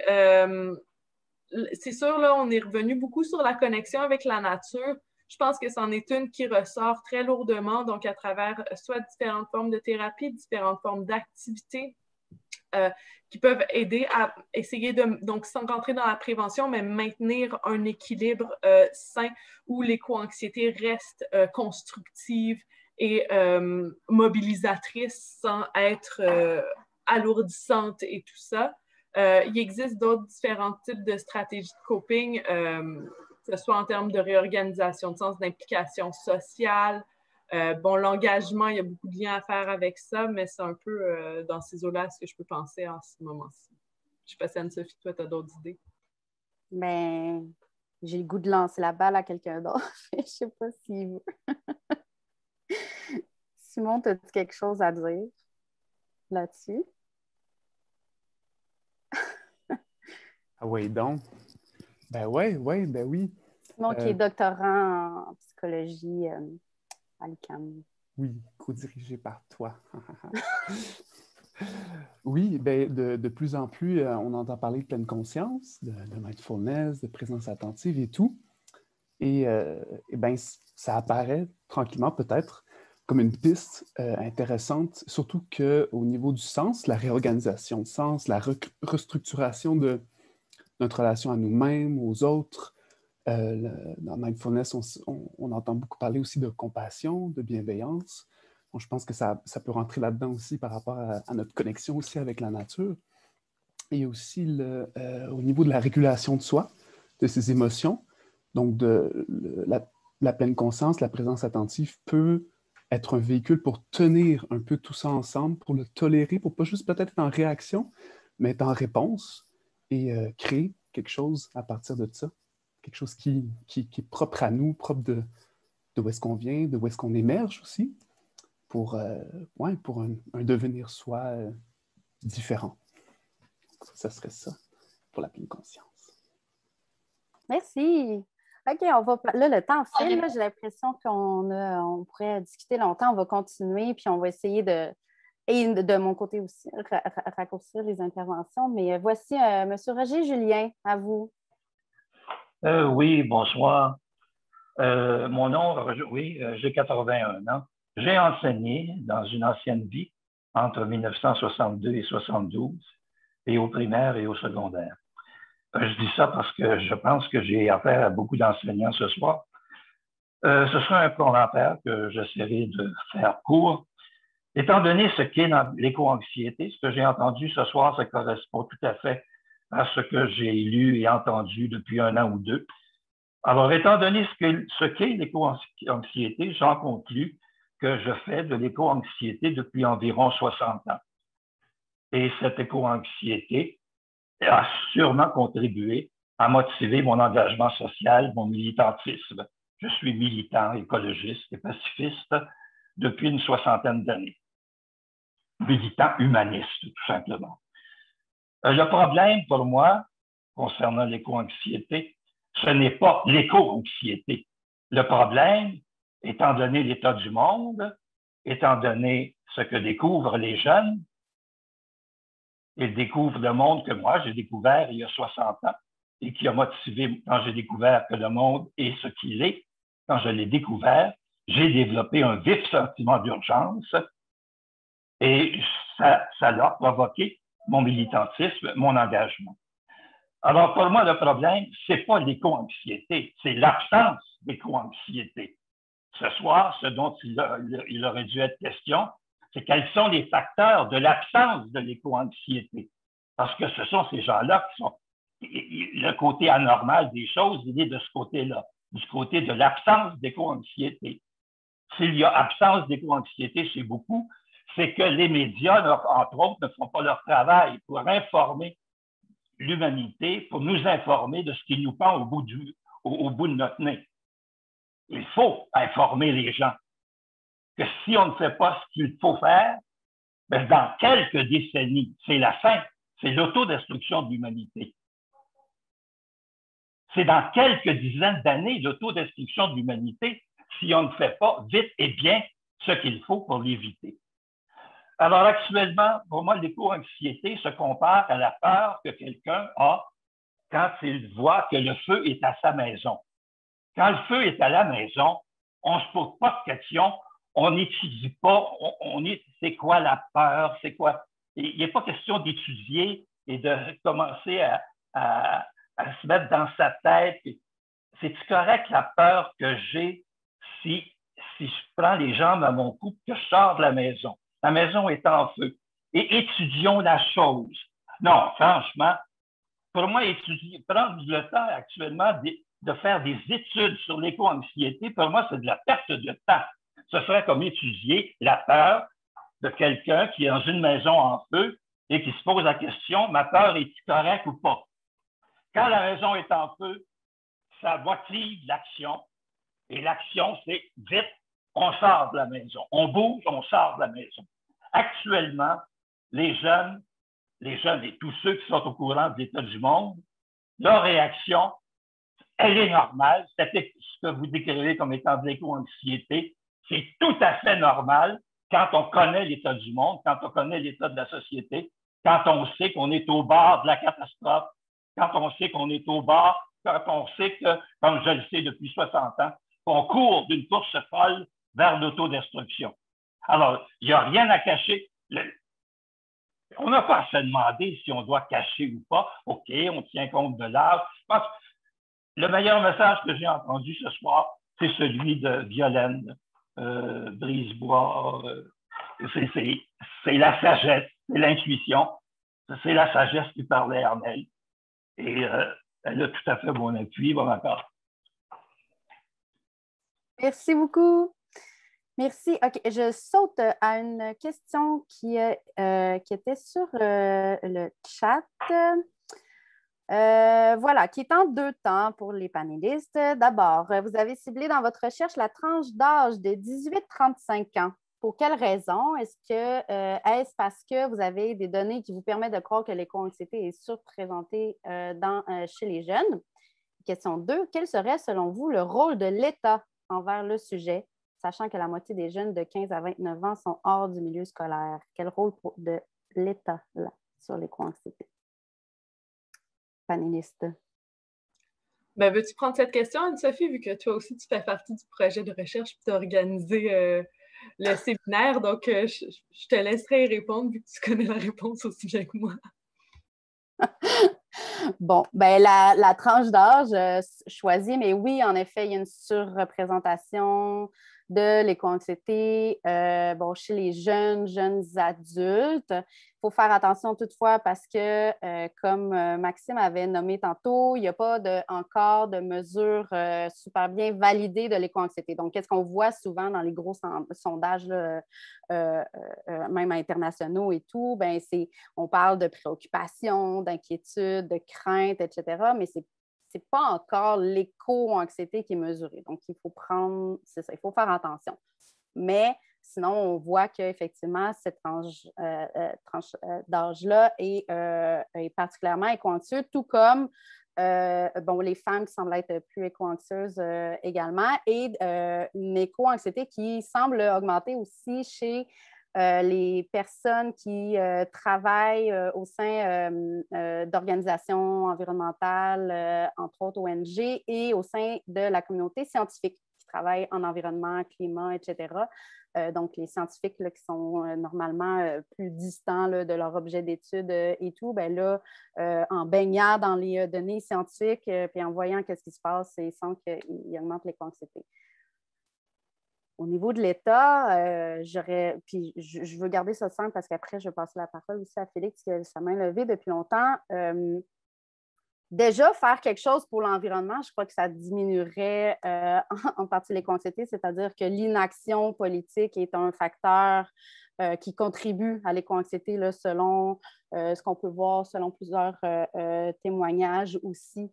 Donc, c'est tout le temps en voyant, oui, l'état du monde, mais aussi, mais qu'est-ce qu'on en fait? Puis si les gouvernements, si les nations, si les décideurs font rien, mais ça nourrit l'éco-anxiété. Donc, juste commencer à faire des lois qui ont pas nécessairement sur l'éco-anxiété, mais en environnement, prendre leurs responsabilités, ça réglerait peut-être quelque chose au niveau de la santé publique, éco-anxiété et tout. J'aurais tendance à dire ça rapidement. Donc, à moins que les panélistes, vous vouliez ajouter quelque chose, je ne vois plus Félix avec la main levée. Oui, j'avais comme baissé ma main pour laisser Inès, Geneviève et Jacqueline, étant donné qu'il ne reste plus beaucoup de temps. OK, parfait. Bien, merci. Alors... Félix, tout à l'heure, allez-y, Félix. J'ai déjà parlé, allez-y. Après vous. Anne-Sophie. Vas-y, Félix. OK. Ouais, ben moi, il y a vraiment une tension, là, je pense que je sens dans tous ces discours-là. Puis en fait, c'est que, tu sais, c'est quand même une approche assez... Je sens que c'est une approche quand même assez biomédicale de l'éco-anxiété. Tu sais, on considère ça comme un trouble. Puis ça, il y a vraiment une partie comme normative puis prescriptive là-dedans. Puis avec normative, avec est-ce que c'est normal, est-ce que c'est pas normal, puis prescriptive avec il faudrait faire ci, il faudrait faire ça, il y a telle affaire, il y a telle affaire. Puis en fait, je pense que je sens à l'intérieur de moi que c'est un peu en confrontation ou en tension avec le fait que je pense que mon éco-anxiété, elle monte au fur et à mesure que je ne réussis pas à accueillir ou que je n'accueille pas la peur, la tristesse, la colère que je peux ressentir face à la gravité de ce qui nous afflige. Puis, des fois, je trouve qu'il y a comme quelque chose, j'ai peur qu'il y ait quelque chose d'un petit peu, une espèce de, je sais pas trop, quelque chose de non cohérent, en fait, en tout cas, entre la façon dont on frame l'éco-anxiété actuellement, puis l'éco-anxiété qu'on vit. D'autant plus que, moi, personnellement, le pattern éco-anxieux que je vis, c'est principalement une culpabilité énorme qui vient notamment d'un grand discours qui me demande de me responsabiliser. Et mon incapacité totale, mon impuissance politique, parce que c'est des questions qui me dépassent largement. Je suis absolument incapable de mettre en œuvre quoi que ce soit qui ferait une différence à la mesure de la culpabilité que je vis. Mais j'ai peur qu'avec ce discours-là un peu normatif et prescriptif, en fait, on ne réussisse pas à sortir de ce petit cercle vicieux-là. Donc, c'est ça. Fait que c'est comme une question que je me pose, puis je suis curieux, j'aurais été curieux d'en parler, mais bon, ça sera juste une petite intervention. Mais puis, je dois aussi mentionner au passage, j'avais beaucoup aimé l'intervention de Virginie. Tu sais, je pense que, justement, là, dans le fait de se concentrer sur le développement de la relation environnement, puis la question de l'affectif, puis l'aspect peut-être plus... En tout cas, c'est ça. J'avais trouvé ça... j'avais trouvé que c'était bon. Moi, personnellement, mon expérience, c'est un peu ça qui m'a permis de continuer d'accueillir la peur que je peux vivre devant l'écocide sans que ça devienne des ruminations difficiles, puis en tout cas, puis que ça nourrisse mon action. Fait que, bon, c'est ça, voilà. Merci Félix, c'était super pertinent. Puis je crois qu'il y en a aussi ça qui hochait la tête en pensant à tous les autres éco-émotions qu'on nomme liées à l'environnement aussi. Donc là, ce que j'entends, c'est ça, c'est ne pas pouvoir comme canaliser, c'est les autres émotions finalement là, qui viennent aussi nourrir l'éco-anxiété. Puis ta perspective critique est vraiment pertinente. Merci beaucoup. Il y a Geneviève qui a sa main levée depuis longtemps. Bonsoir tout le monde. Donc, Geneviève Carrier du groupe Enviro Éducation à Gatineau, qui faisons de l'éducation en matière d'environnement et d'éco-citoyenneté dans notre belle région. Et on côtoie beaucoup d'adolescents et on s'intéresse aussi au rôle des parents qui ne savent pas encore c'est quoi l'éco-anxiété et qui ne savent pas encore comment cadrer puis appuyer leurs jeunes qui vivent ces émotions-là. Alors, je m'intéresse aux différents panélistes qui sont ici. Qu'est-ce qu'on va devoir dire et comment va-t-on pouvoir parler aux parents pour qu'ils embarquent dans la connaissance entourant l'éco-anxiété aussi pour que ces jeunes-là puissent être bien encadrés de partout, pas juste par les profs, les intervenants, mais aussi par papa, maman.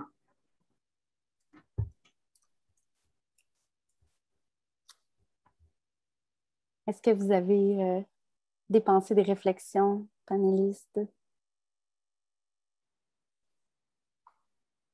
Oui, vas-y, Violaine. Une réflexion spontanée comme ça. Tantôt, Maxime parlait de la couche d'ozone qui était quand on doit être de la même génération. Justement, si l'éco-anxiété peut amener les parents à s'intéresser à la crise qu'on vit ensemble et actuellement, tant mieux. Ça sera déjà un bon début.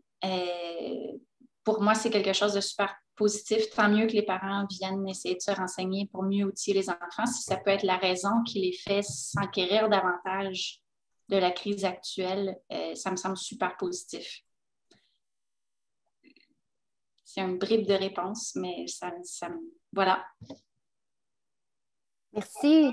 Merci. Mathieu, dans le travail en partie, le travail que tu as fait aussi pour nous dans la recension, ça avait émergé la parentalité aussi.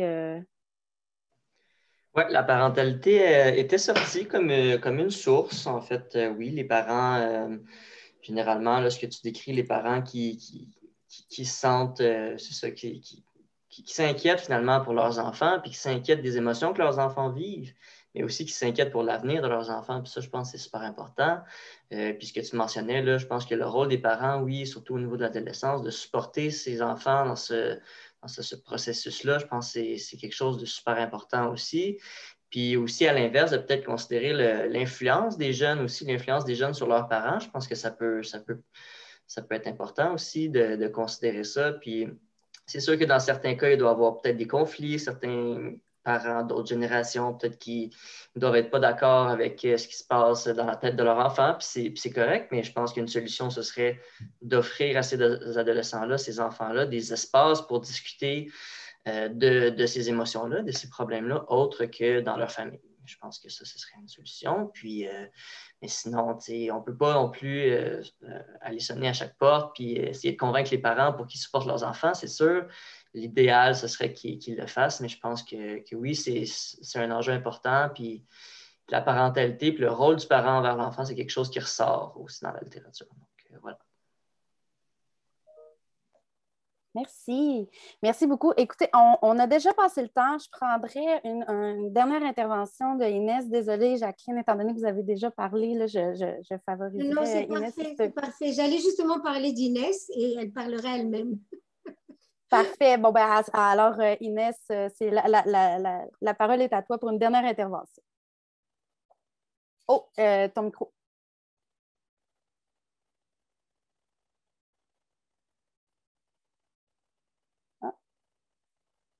Unmute, ça fonctionne? Oui. Super. Bon, ben merci beaucoup tout le monde. C'était super intéressant. Merci aux organisatrices, organisateurs, puis aux participants. Donc, je voulais juste, en fait, répondre un petit peu à M. Julien. C'est effectivement pas tout le monde qui est engagé comme vous depuis 60 ans. Donc, félicitations. Puis, je suis d'accord avec vous qu'il faut dépasser la théorie puis aller dans l'action. Puis, je suis d'accord avec vous que ceux qui ne s'inquiètent pas pour l'environnement m'inquiètent plus, moi aussi, que ceux qui sont éco-anxieux, absolument. Mais les études, je pense qu'ils viennent enrichir justement le terrain. Je trouve qu'elles sont super importantes aussi. Puis, ils viennent convaincre ceux qui ont besoin d'être convaincus aussi parce que j'imagine que vous êtes d'accord avec moi qu'il y a quand même des gens qui sont un petit peu moins loin dans le processus, si je peux dire ça comme ça. Puis ça ne veut pas dire que nos études vont les convaincre, on s'entend aussi. Mais je sors d'un colloque Climat et santé qui était super intéressant également. Puis c'est ce que c'était organisé par les médecins francophones. Puis c'est ce qu'ils disaient aussi, c'est qu'ils se servent beaucoup des données d'études pour convaincre donc les gens de dire,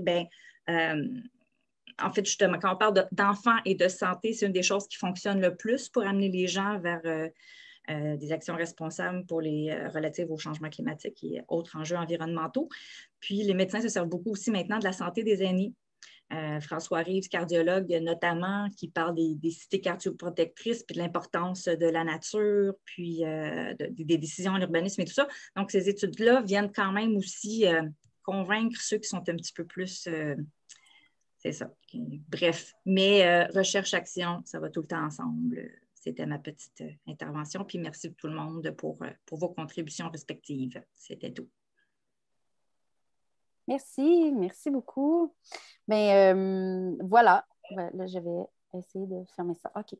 Mais merci pour votre participation. Vraiment, j'ai l'impression que on aurait pu continuer à en parler longtemps. Là. Clairement, c'est un sujet qui touche énormément, soit soi-même, soit dans le cadre de notre profession également, ou de notre militantisme aussi. Donc, j'ai l'impression qu'on n'a pas fini d'en parler, ce qui est important. Puis, merci aussi à votre rapport, à vos idées, vos pistes de solutions, à vos réflexions critiques également. De notre côté, en tout cas, je sais que ça va avoir nourri énormément notre réflexion là, pour poursuivre notre projet de recherche aussi. Donc, là-dessus, merci. Puis, merci, chers panélistes également. Merci beaucoup pour vos présentations puis vos réponses. Merci et bravo. Puis finalement, je remercierai également le Centraire de cette superbe collaboration-là qu'on espère continuer à parler ensemble et discuter ensemble, entre autres d'éco-anxiété, mais d'engagement également. Alors, sur ce, je laisserai la parole de fin à Isabelle. Merci beaucoup, Anne-Sophie. Puis effectivement, il y a déjà beaucoup de monde qui sont partis parce que je crois qu'on a un tout petit peu dépassé. Je crois que le thème est si intéressant que susciterait des échanges pour encore quelques heures. En tout cas, je voudrais aussi, au nom du Centraire, remercier Anne-Sophie d'abord d'avoir soulevé cette proposition de séminaire et aussi à Maxime, en fait, à Mathieu, puis, et aussi à, j'ai oublié les noms, pardon, Violaine. Il y a Violaine qui ont contribué en fait avec leurs réflexions et leurs propres travaux sur la question. Il y aurait sans doute des éléments intéressants à apporter. Je crois que l'invitation de Tom du regard historique me paraît tout à fait pertinente. Un regard historique qui va aussi au-delà de lutte environnementale ou de préoccupation environnementale ou de cette alerte qui a été finalement soulevée des années 70 face à l'état de détérioration de l'environnement, mais aussi aux luttes sociales face à l'injustice sociale et à ces mal de vivre, en fait, qui est devenu de plus en plus présent à travers les temps à cause justement de notre forme de vivre, de notre forme de nous organiser. Et en ce sens, il importe d'apporter cette réflexion critique par rapport à cette perspective de pathologisation d'un phénomène et qui traduit ces mal de vivre ou ces mal-être que nous ressentons aujourd'hui et qui nous interpelle profondément sur notre forme de vivre ensemble, puis de se retrouver ou ne pas se retrouver dans la trame de vie des êtres vivants et notre aliénation par rapport à l'aliénation par rapport à notre être essentiel, qui est un être vivant, et notre perte de vue de notre identité écologique. Donc, sans doute qu'il y a un malaise important qui prend différentes formes, qui se manifeste à travers différents symptômes. Mais il importe de voir comment, à travers l'histoire, ces malaises, enfin, se sont traduits par des formes de réaction de la part des personnes, de la part des collectifs, pour cheminer généralement par la force du collectif, cheminer, faire des pressions afin de produire des transformations et faire des changements. Et en ce sens, sans doute qu'humblement, je dirais, parce que ce n'est pas la seule voie, l'éducation relative à l'environnement fait une invitation à se repenser, à repenser nos liens à la vie, nos liens à l'environnement. Ça dépasse en fait juste les citoyens dans l'urbanité puis dans les relations sociales, mais c'est vraiment nos liens comme êtres vivants aussi, puis en tant qu'êtres vivants, de repenser nos formes d'organisation, nos formes de vie et l'équilibre qu'on veut ou pas donner à nos vies. Puis en ce sens, je dirais que ce phénomène qui est mis en évidence aujourd'hui dans ces séminaires témoigne d'une préoccupation fondamentale qui est devenue de plus en plus urgente, qui est celle de comment nous conduisons nos destins communs de façon à ne pas nous nuire en fait en compte, parce que finalement il y a un effet boomerang aussi de ce qu'on est en train de produire sur la vie.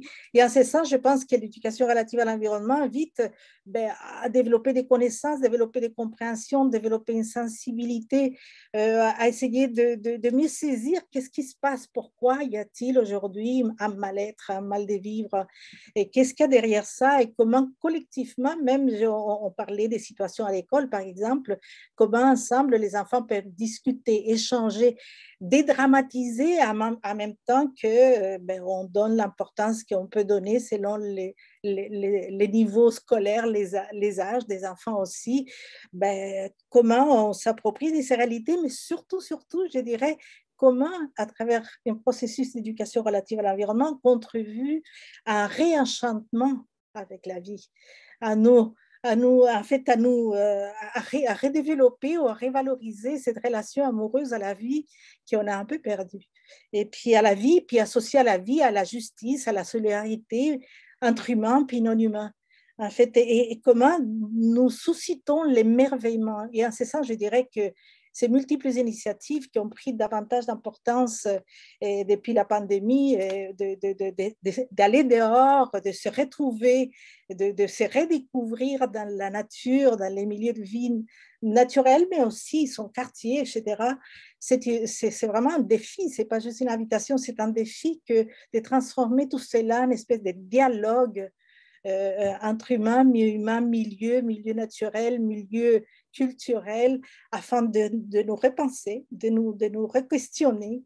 Et puis bon, bien sûr, les initiatives sont multiples, et puis je dirais que ça c'est un autre des défis des porteurs de l'éducation relative à l'environnement, que de valoriser, reconnaître, célébrer des initiatives multiples de divers types, qui abordent diverses dimensions du développement personnel et social, et qui permettent justement de contribuer à ces défis actuels urgents, qui est de nous rebâtir, de nous repenser en tant que personnes et collectifs.